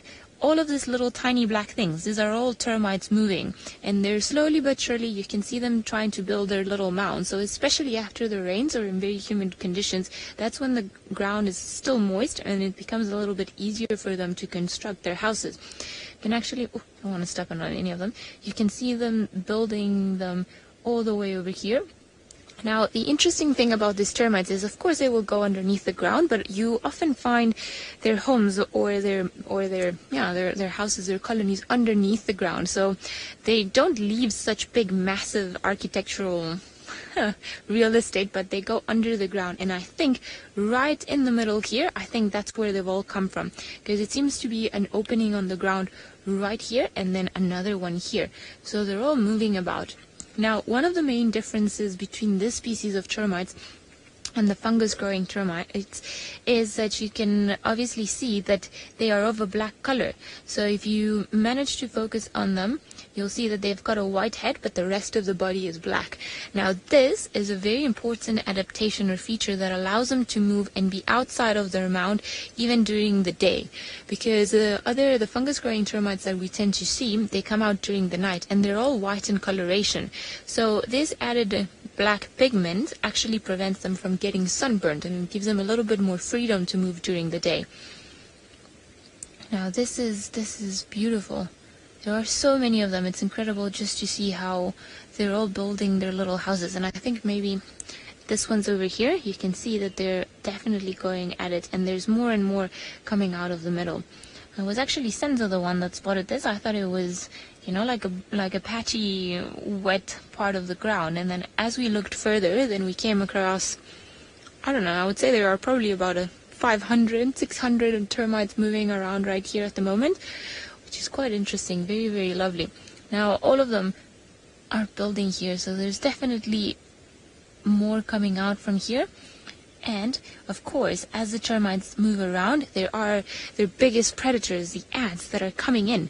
And I see every now and again the ants are actually managing to take the workers and take them away, probably to take them to their own colony so that they can feed on them.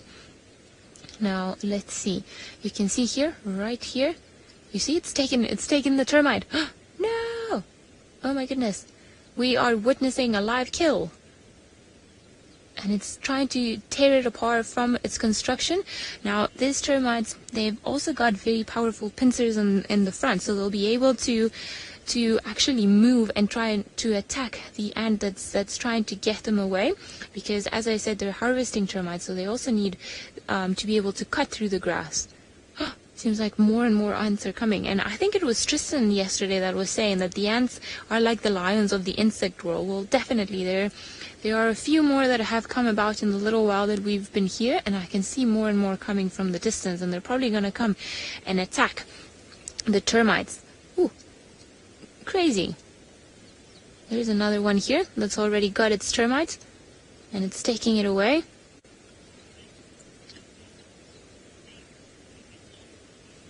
Armin, I agree, they're savages.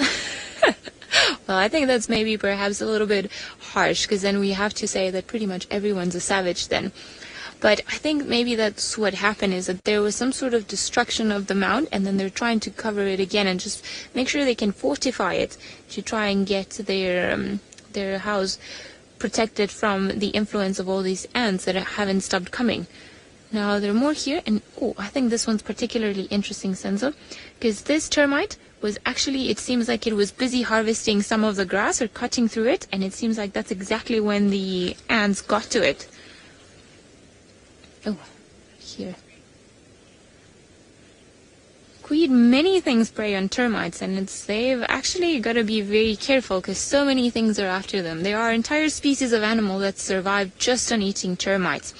Now, some of the most obvious one that we know in this area, there's one that's called the aardvark, which looks something like between a rat and a very pink pig, I would say. They're very pretty. I know that doesn't sound like the best description, but they're very beautiful, and they have powerful claws that they use to dig up and get to the juicy part where the termites are. Now, we've also got pangolins that have got a very long tongue, so they use their tongue to put it inside of the termite mounds. Aardwolves are believed to be here, but I've never seen one. They look smaller than a hyena, and they've got stripes on the side, and they also feed on the termites. And then, of course, we've got the bat-eared foxes, which looks very much like a fox, but it's got these huge ears, and they come out at night, and they also feed on them. Now, and when the bigger termites come out, or the alates come out, then you'll see birds, bush babies, pretty much anything will try to get them, because they are a very good source of protein for a lot of the creatures. But it's incredible, and now I can see even more ants that have started coming, and then whenever they manage to get in here, they grab a little one, and then off they go back to their place. It's almost like a battlefield that we're witnessing. Incredible. What a morning. You guys are fighting for your house and for your life, pretty much.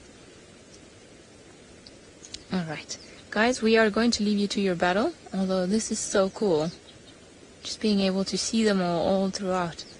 And I feel sorry whenever we see an ant taking one of the termites. But, ooh.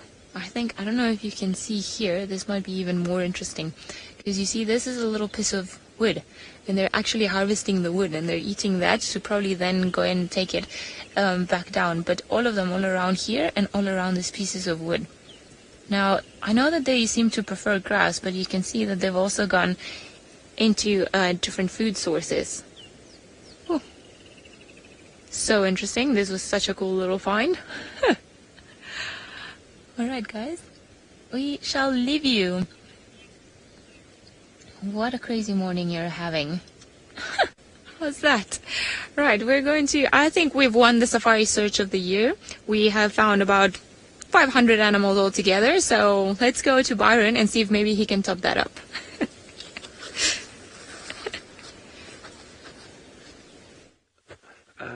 I've just spotted a little bird to show you.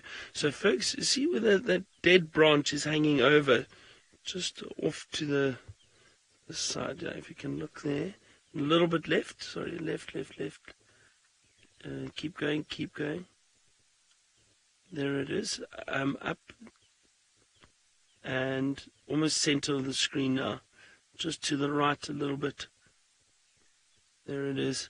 Sorry, the shadow is very difficult. There we go. Yeah, that's a brown-hooded kingfisher. Lovely. I can hear a black-headed oriole calling. Nice to see a brown-hooded kingfisher. We hear them often. They're sometimes quite secretive. One of the other kingfisher species we find around here.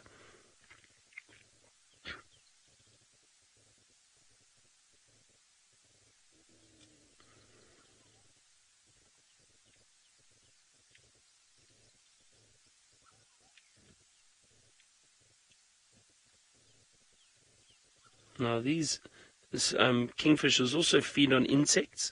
That's why you tend to find them in the thickets and along drainage lines. They'll catch a lot of insects around here.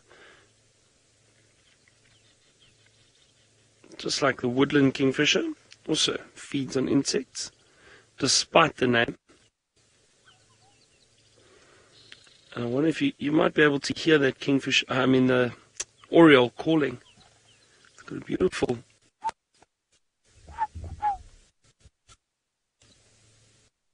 Let's listen.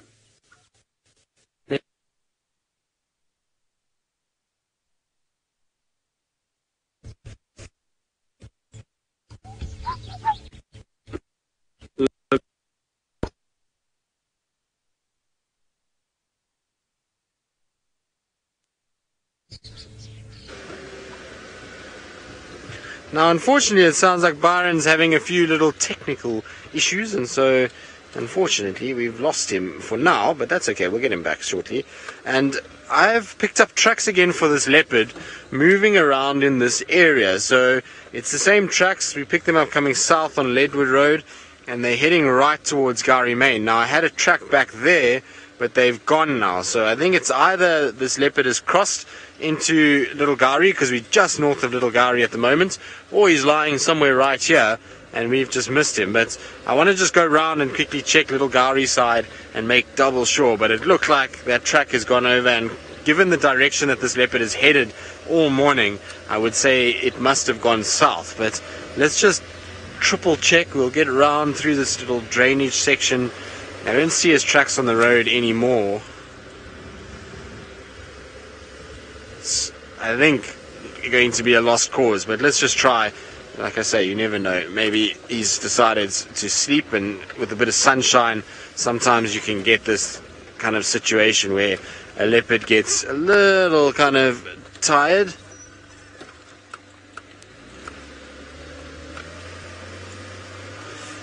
So, James, you were wondering about Kuchava and Thandi, and that Byron said he wasn't sure. So, I don't really have any updates on Thandi. Nobody has seen Thandi at all since Byron and VM last saw her. And that was obviously quite a while ago now. But I think she's in Torchwood. I think that's where she is. And there's no vehicles from Djuma or Cheetah Plains out, so that makes it a little bit more difficult. And Kuchava, she was seen briefly the other day without the cub on Chitwa, and it was a few days ago. Anyway, I believe Ali's got something very special in the grass to show all of you, so let's go and send you across there. Well, we do, but it seems like it's calmed down. Now we're looking at what seems to be an old pile of dung, probably buffalo dung, judging by what's around here. And every now and again you can see that the center of the pile actually moves up a little bit. So there's something that's clearly living underneath this pile of dung. Now, I think it could be a dung beetle.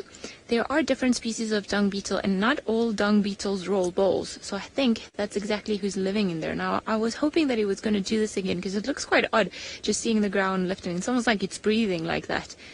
And it could be two different species of dung beetles, or two different groups that I've got in my head. Now, there's one that tends to live in the dung, doesn't really go anywhere, just feeds on the dung and pretty much realizes all of its life cycle right in the dung. But then there's another species of dung beetle that also, they will come from underneath the ground, feed on the dung, and then take it back down, and then they almost create chambers. So they'll take it down, create a very thick chamber, put a little bit of dung there, then come close it, then add a little bit of dung. And of course, in every chamber, there's a different larva that they're and one egg for the larva that they're hoping that's going to survive and make it onto the next year.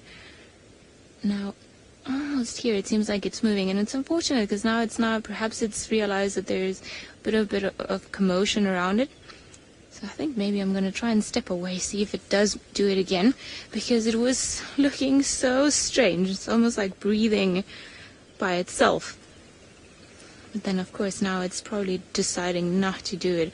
It was very, very interesting, because again, obviously the most conspicuous dung beetles, or the ones that we've all come to love, are the ones that roll their ball of dung, just because it's such an odd thing to do, to roll the ball of dung and then, just roll away with your wife very happy. But no, you're not doing it anymore. There we go. You can almost see it towards the outer edge and the background. It's a very subtle movement, but you can see that it's almost like the dung is breathing, and it's because of the movement of whomever it's in there. Jamie, we do have ground moles, but I've never ever seen one in this particular area, so I doubt that it would be one of those. I have seen dung beetles doing this type of thing before. Well, they just live in there, and then as they move, they make the ground move with them. But I don't know, could be a ground mole. Like I said, I've never seen them around before, so that would be a first for me. Now, I think unfortunately it's stayed there. It's not moving anymore. So we're going to carry on with our walk, see what else we can find. It seems like it's been lucky with the insects this morning. So hopefully it'll carry on being that way. Now we've come onto another beautiful open area, and it seems like it's pretty devoid of life. So I'm hoping that maybe if we carry on paying some more attention, we'll get some plants, some more insects. It's always beautiful just to be able to enjoy the walk. And I must say that after so many days of driving, it's good to stretch the legs. It's just like, yes, wonderful.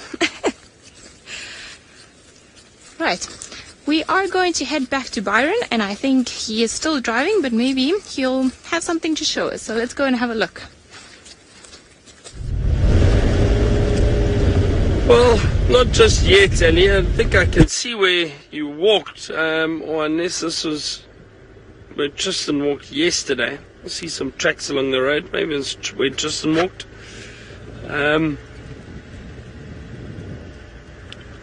So I was trying to identify that bird. Now, you know what? I've got a feeling that, I've got a feeling that maybe we saw two different birds. The one that flew over was a very large bird.